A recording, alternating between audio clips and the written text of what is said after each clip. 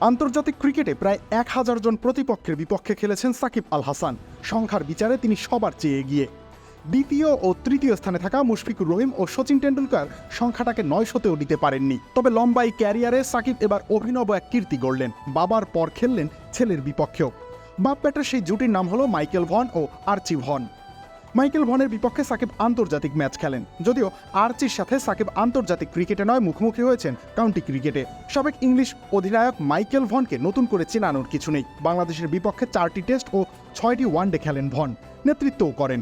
এর মধ্যে কেবল একটি ম্যাচেই সাকিবের প্রতিপক্ষ ছিলেন ভন। সেই ম্যাচে ভন করেন 30 রান, যদিও সাকিব বোলিংয়ে আসার আগে আউট হয়ে যান। 2007 বিশ্বকাপে সেই ম্যাচে 57 রানে অপরাজিত ছিলেন সাকিব, যদিও বাংলাদেশ ম্যাচটা হারে 4 উইকেটে। 2008 সালের পর আর আন্তর্জাতিক ক্রিকেট খেলেননি ভন। সাকিবের ক্যারিয়ারের তখন কেবলই শুরু। 2006 সাল থেকে শুরু করে খামেরা তো দাগ হয় কিভাবে? এই যে ভাবি, দাগও যাবে রাগও যাবে, নিন চাকা সুপার হোয়াইট।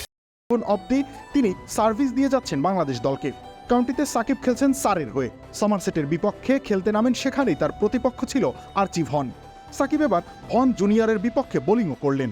আর্চির ক্যারিয়ারও কেবল শুরু হলো। তিনি ক্যারিয়ারের দ্বিতীয় প্রথম শ্রেণীর ম্যাচ খেলতে নেমেছেন। ওপেনিং এই ব্যাটার অফ স্পিন বোলিংটাও মন্দ করেন না। সাকিবদের বিপক্ষেও তিনি 44 রানের একটা ইনিংস খেলেছেন। পরে বোলিংয়ে সমারসেটের 2 ওপেনারকে ফিরিয়েছেন এই আর্চি।